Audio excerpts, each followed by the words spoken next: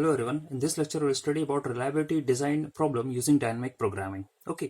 तो previous lecture में हमने reliability design problem के बारे में पढ़ा.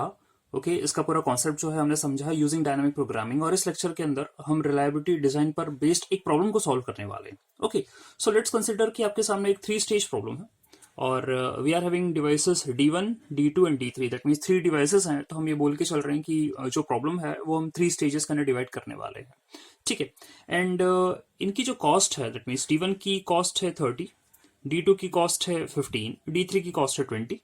D1 की जो रिलायबिलिटी है दैट इज 0.9, D2 की रिलायबिलिटी है 0.8, D3 की रिलायबिलिटी है 0.5 और ओवरऑल जो कॉस्ट अपने पास अवेलेबल है दैट मीन्स क्योंकि हमें क्या करना है, एक सिस्टम को डिजाइन करना है. ओके और इन डिवाइसेस का उस सिस्टम का यूज करना है एंड एज पर रिलायबिलिटी और डायनामिक प्रोग्रामिंग का यदि यूज करें तो हमें एक ऐसा सिस्टम बनाना है जिसमें हमें रिलायबिलिटी को क्या करना है, एनहांस करना है और we can have multiple copies of D1, D2 and D3.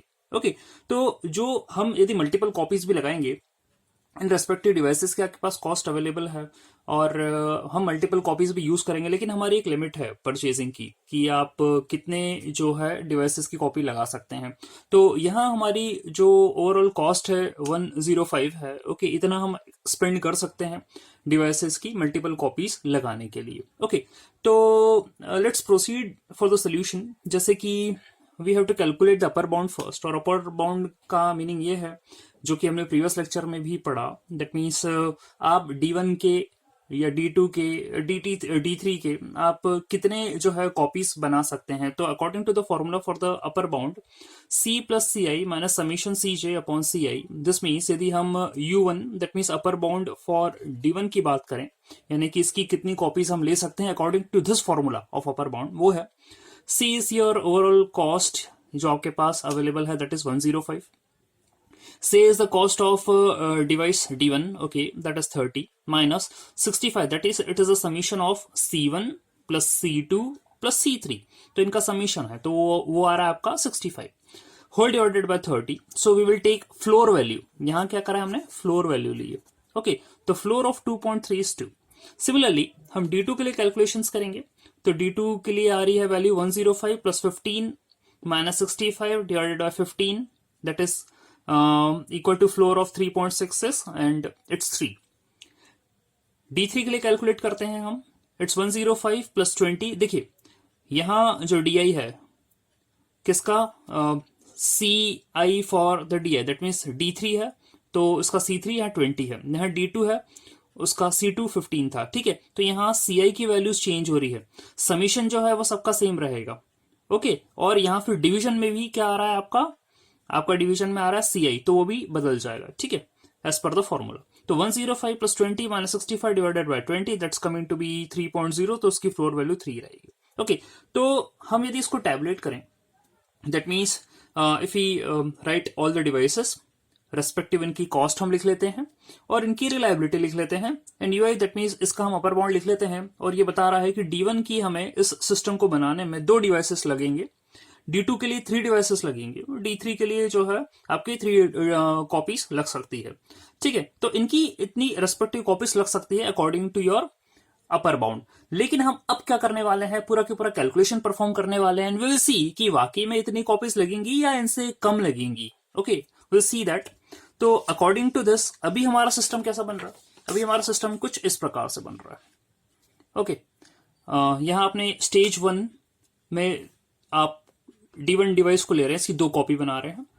Stage 2 में 3 कॉपीज बना रहे हैं जो कि डिवाइस D2 की है और स्टेज 3 में आप 3 कॉपी बना रहे हैं अगेन जो कि डिवाइस D3 की है.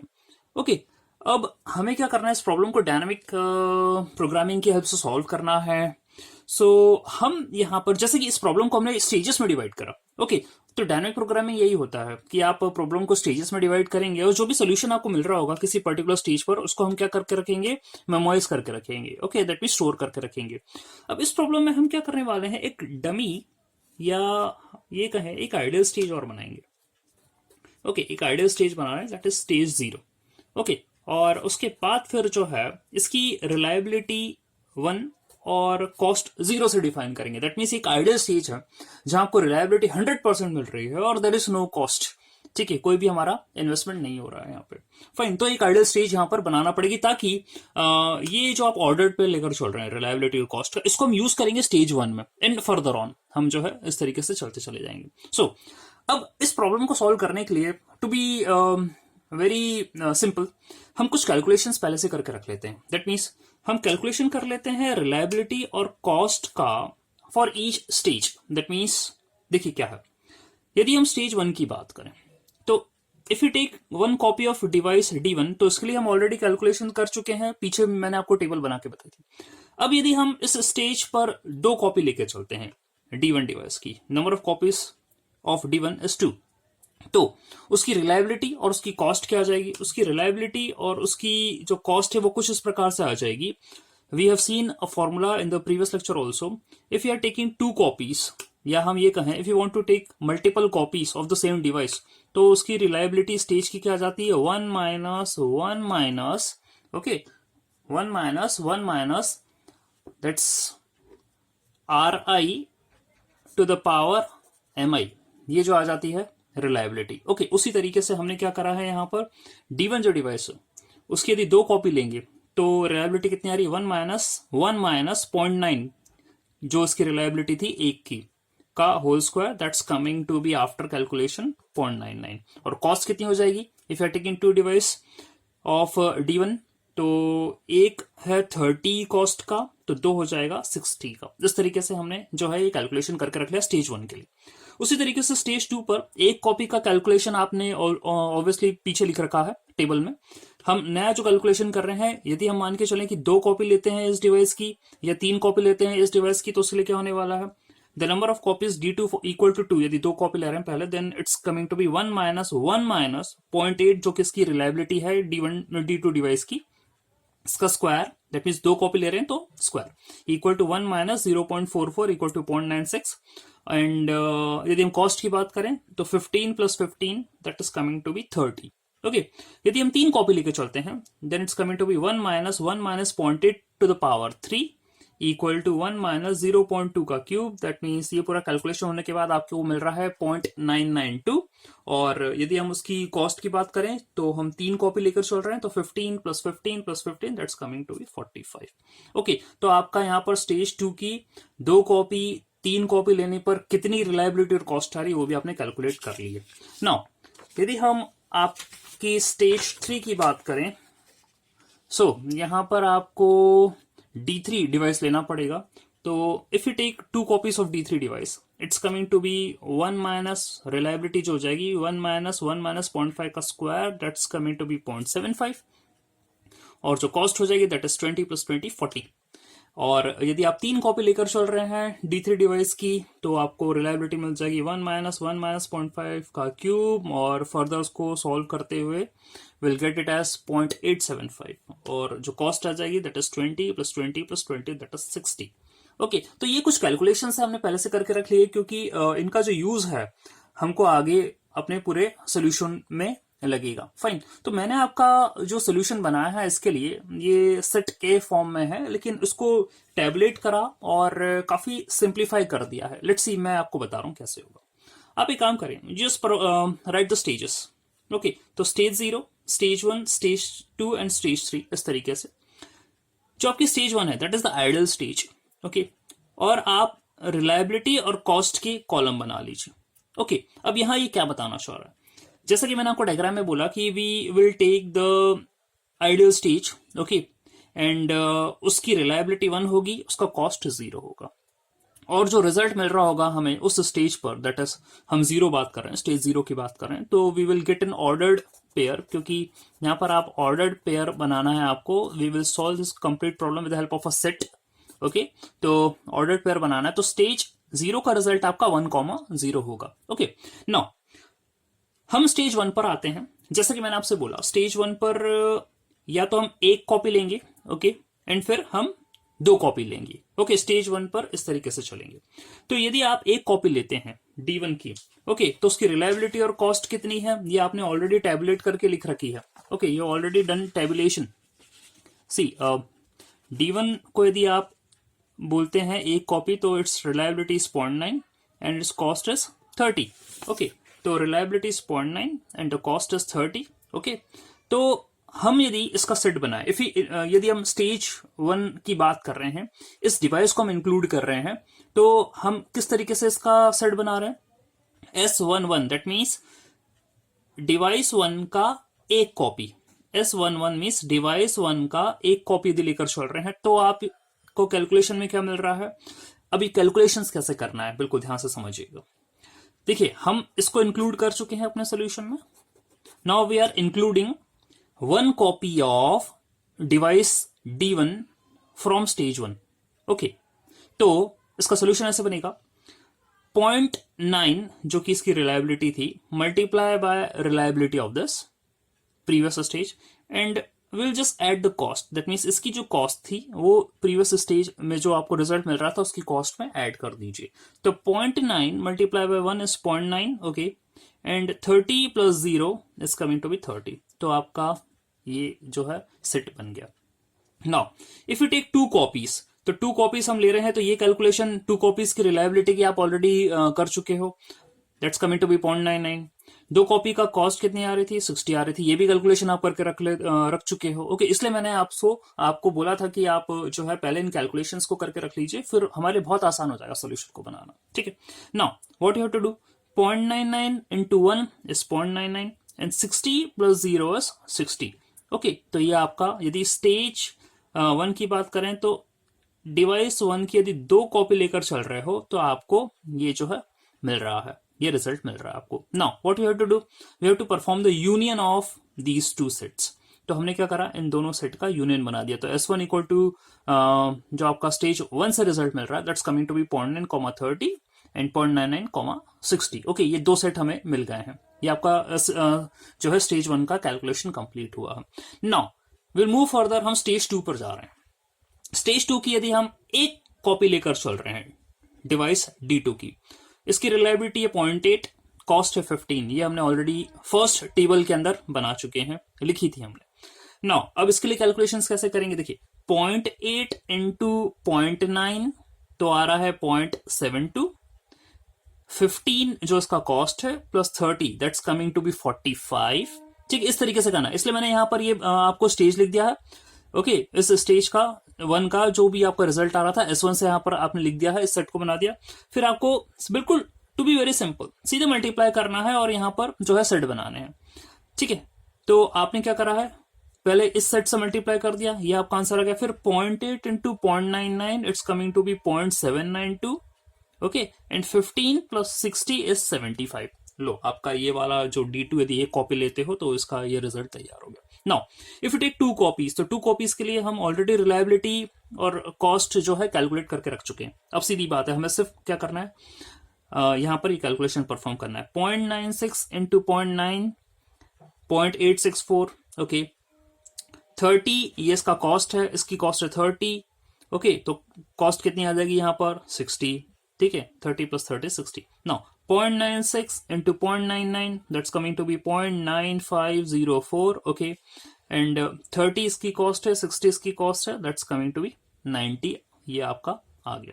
ठीक है. ओके, नाउ अब जैसे कि ये आपके सामने रिजल्ट आया है. ओके, अब क्योंकि हम जैसे प्रीवियस स्टेज में जितने भी सेट आए थे, ओके, आपने D1 की एक कॉपी ली, D1 की 2 कॉपियां ली हैं और फिर आपने रिजल्ट बनाया है, उसी तरीके से मैं यहाँ पर भी ऑफ कोर्स यूनियन लेने वाला हूं. अब आप देखिए, जो मेरा स्टेज 3 पर जब मैं जाऊंगा और D3 यदि एक ही कॉपी लूंगा तो उसका तो आपका जो कॉस्ट है वो 20 है. यहाँ आपकी कितनी आ गई है ओवरऑल कॉस्ट? 90 आ गई. तो अब जब मैं आगे परफॉर्म करूंगा कैलकुलेशन, तो 90 प्लस 20 कर दूंगा तो that will come to be 110. और आपके पास लिमिट कितनी है? 105 की लिमिट है. दैट मीन्स ये तो एक्सीड कर जाएगा. तो मैं क्या कर सकता हूं, इस जो सेट आया है ये वाला, इससे क्या कर सकता हूं, पर्ज कर सकता हूं. ठीक है, मैं इसको अपने सोल्यूशन के अंदर ऐड नहीं करूंगा, इसको काउंट नहीं कर रहा हूं, इसको मैं पर्ज कर सकता हूं क्योंकि आगे ये बिल्कुल वैसे भी एलिमिनेट हो जाएगा. ठीक है, हम आगे बढ़ते हैं. अब यदि हम 3 कॉपी ले लेते हैं D2 डिवाइस की, then it's coming to be, ये हम कैलकुलेट कर चुके हैं, उस समय रिलायबिलिटी कितनी होगी, कॉस्ट कितनी होगी, ये भी हम कैलकुलेट कर चुके हैं. अब सीधा क्या करना है, 0.992 into 0.9 that's coming to be 0.8928. Okay, ये आ रहा है. एंड आपको कॉस्ट कितनी मिल रही है, यहाँ 30 कॉस्ट है, यहाँ 45 है, दोनों का ऐड करेंगे और getting it as 75। Okay fine.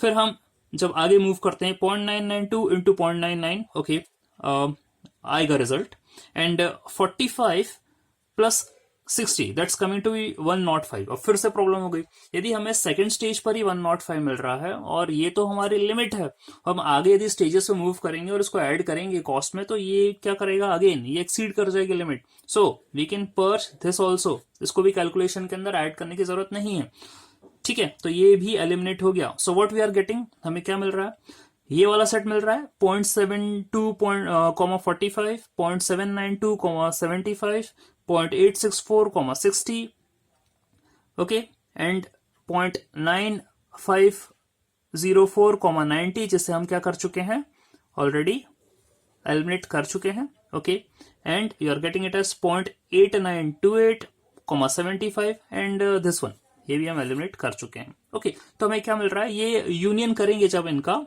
S21 union S22 union S23, तो हमें ये मिलेगा, ओके, S2 स्टेज का रिजल्ट मिलेगा। लेकिन अभी भी यहां हम कुछ और चीजें इंपॉर्टेंट पॉइंट देखेंगे। देखिए, here reliability is 0.72 and the cost is 45, okay, here reliability is 0.792, cost is 75, ठीक है, reliability बढ़ रही है, cost बढ़ रही है, डेफिनेटली ये तो होता ही है।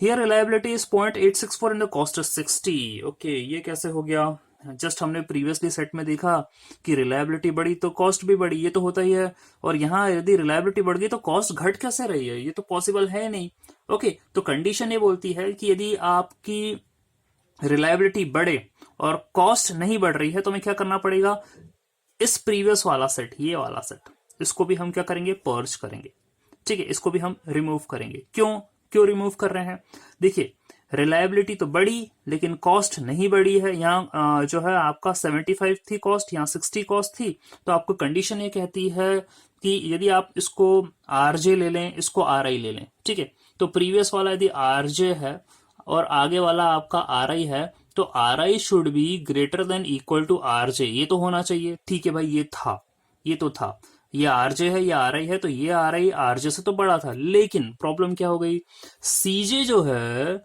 वो क्या है, ग्रेटर देन सी आई हो गया, ये नहीं होना चाहिए था, ये सी जे है, ये सी आई से बड़ा हो गया, ये नहीं होना चाहिए, तो हमें क्या करना पड़ेगा, ऐसे सिचुएशन में आपको आर जे सी जे को पर्ज करना पड़ेगा, पर्ज यानी आप इसको क्या करेंगे, ड्रॉप कर देंगे, ठीक है, you have to drop this, ठीक है, इस तरीके से जैसे मैंने आपको बताया है, आप ये कंडीशन फॉलो करें और आर जे सी जे को ड्रॉप करें। तो हमने क्या करा है, यहाँ पर इस सेट को भी ड्रॉप कर दिया, तो आपको ये और ये सिर्फ ओनली इतना जो है फाइनल S2 का सोल्यूशन मिला है। नाउ हम आगे प्रोसीड करते हैं। इफ टेक S3, तो एक कॉपी हमने D3 की ली है, उसकी रिलायबिलिटी 0.5 है, उसकी कॉस्ट 20 है, ठीक है, हम कैलकुलेशंस करते हैं, तो 0.5 into 0.72 0.36, 20 plus 45 is 65, okay, 0.5 into 0.864, it's coming to be 0.432, okay,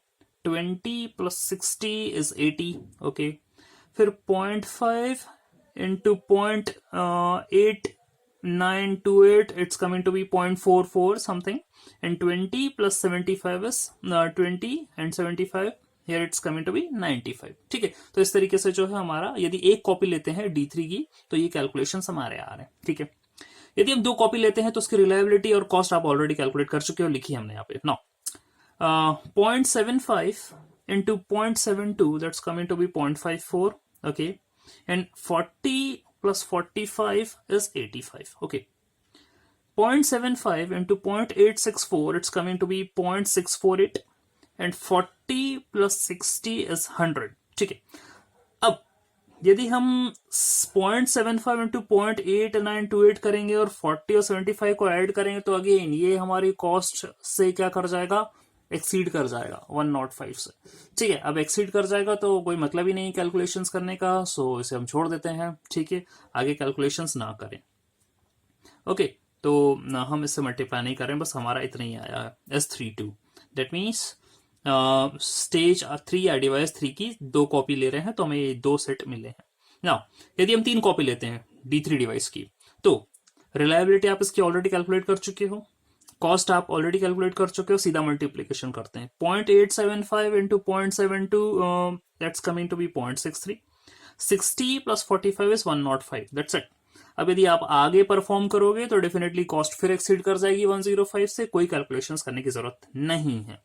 okay, सो यदि हम इसको लिखें वापस से, इन तीनों का यूनियन ले लेते हैं इन सेट्स का, तो 0.36, okay, 0.432, 80, okay, 0.44, 95, okay, 0.54, 85, okay, 0.648, 100, okay, and 0.63, 105. ठीक है, ओके, ये लिख लिया.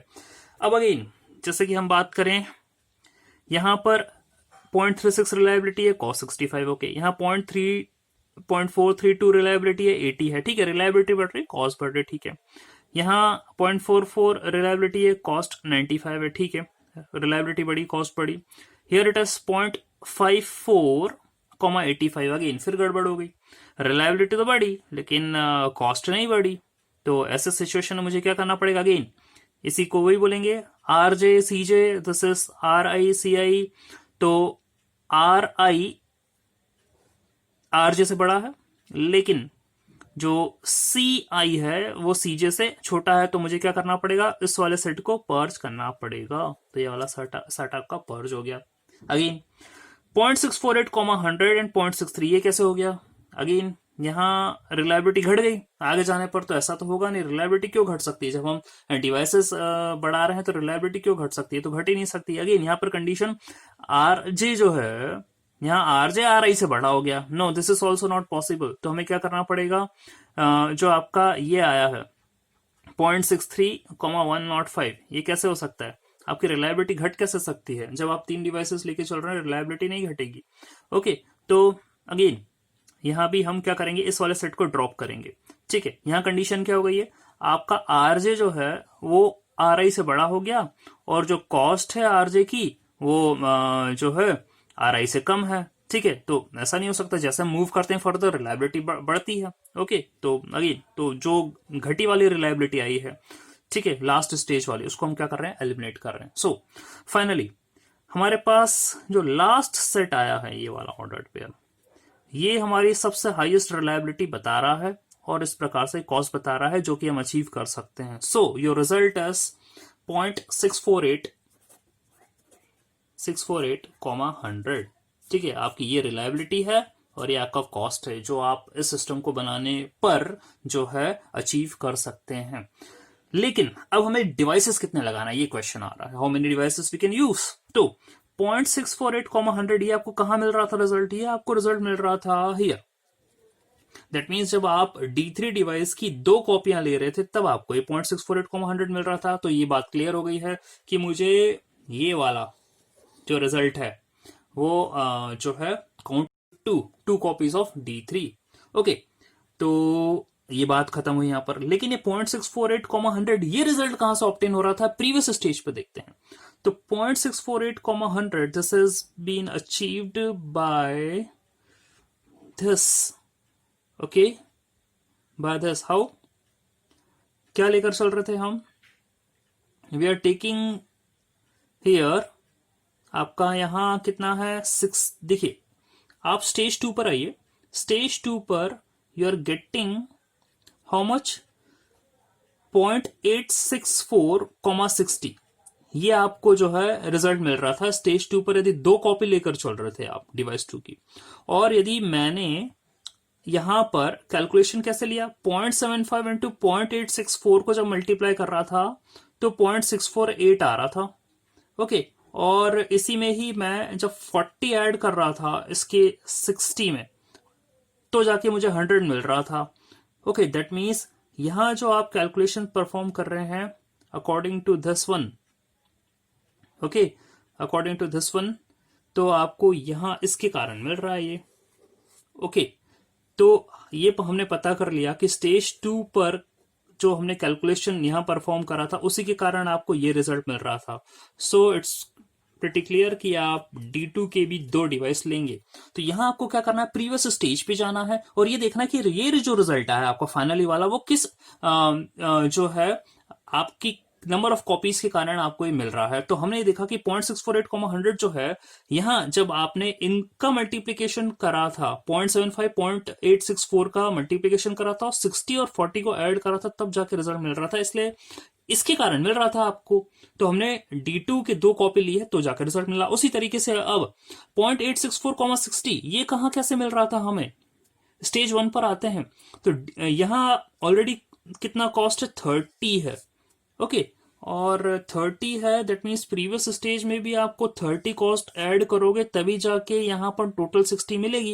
यानी अगेन ये बात क्लियर हो गई कि स्टेज 1 में एक कॉपी लेंगे यदि हम, तो और यहां इससे ऐड करेंगे तब जाके आपको 60 जो है कॉस्ट मिलेगी।